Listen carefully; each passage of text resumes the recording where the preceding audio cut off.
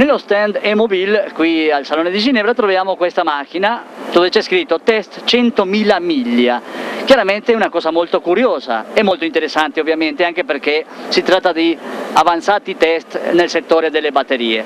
E noi siamo insieme al signor Mike Callaway, che è un tecnico che si è occupato di questo test, e noi lo salutiamo e vogliamo anche alcune spiegazioni. I explained to the Italian public we present this car, okay, and that you are the technical, one of the technical that work in this project, and of course we are very curious and we would like to know more. Okay, we started with lead acid batteries as being a very cost-effective solution that can be recycled, but they couldn't originally do the hybrid duty. But car manufacturers are already finding other batteries are too expensive to make low-cost cars, and so we looked at ways to improve the lead-acid battery to do the hybrid duty. And we've done this in a number of ways, but the big breakthrough came in knowing that by adding a certain amount of carbon to the negative plate of the battery, you can get much longer life out of the battery, which is a real limitation. Lead acid already was very good for power, but and in a hybrid application you don't need a lot of energy, but the lifetime was too short. So what we did was to work with different types of lead acid battery to work out to improve the technology, but the big breakthrough came further with the ultra battery, which has it's half battery, half asymmetric supercapacitor, and I can explain more if you want later on. But the idea is that the supercapacitor takes the high power pulses, and the battery supports that over a longer time. And we then had to integrate that into a test car, and this is a standard Honda Insight, but we had to marry into the Honda electronics. So what we did was to actually work out how the Honda worked, how all the serial commands had to be produced in and out of the car, and then add our battery management system in place of the Honda one, so that the car doesn't know it's a different battery. We actually run our battery slightly lower on state of charge in operation, and then we put it on an arduous test at Millbrook Proving Ground, which is a GM proving ground in England, and we've run initially for 50,000 miles. It went so well that we've run it on for 100,000 miles, which it just completed a couple of months ago, and the car's come here today for the show. Why has been chosen the Honda? The Honda was chosen originally for our test work because it's a lower voltage than, say, the Prius, and also because a lot of other people worked on Priuses, so it's a little bit different. And the accessibility is quite good for working on it when you're during development. So that was the main reason we wanted to buy a production hybrid car that was fairly easy for us to work on.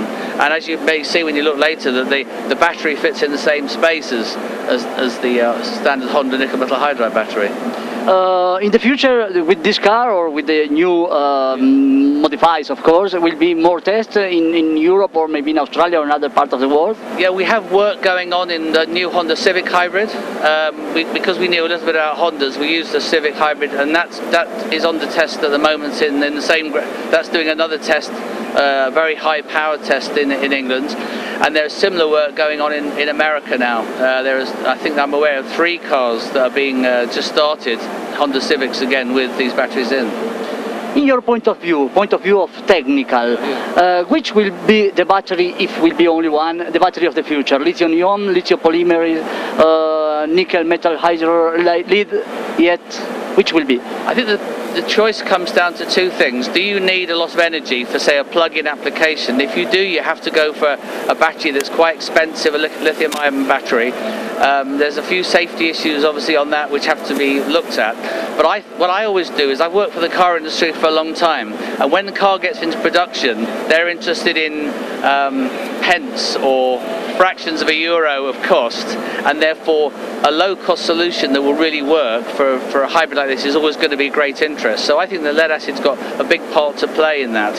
It's seen as perhaps an old-fashioned technology, but this is a much different battery from the one that you have at the front of the car for the starter. We don't need to have any special low-temperature batteries. The standard Honda nickel metal hydride needs and some lithium batteries need a 12-volt lead acid battery to start when it's cold, and we can get rid of that. So I think it's going to be a choice between, if lithium can be made safe and cheap, and it's a long way from certainly on the cost, or in very high performance, high cost vehicles, but I think the mass market led has a big opportunity, and there's a huge amount of interest from the OEMs in what we've done, because you can't argue with 100,000 miles. But for finish this interview, the electric car, pure electric car, is that? The pure electric car has a possibility where people don't need a long range. For lead acid is not the solution for a pure electric car unless it's a very short range. We're actually working on another project in England at the moment to do a plug-in lead acid vehicle again for city centre use, for maybe the postal service or someone who has a delivery service on a small range, and that will have a 20 kilometre, 12-mile range, which is useful for someone who just works in a local area. I think there is potential for, there's some vans in England made by Modec which are using zebra batteries or lithium batteries, which do have a longer range, but the cost premium is very high, and there's not so many people that want to pay you know, a lot of money for 50, 100,000 euros for a delivery van. Thank you very much. Okay, nice talking to you. Goodbye then. Thank you.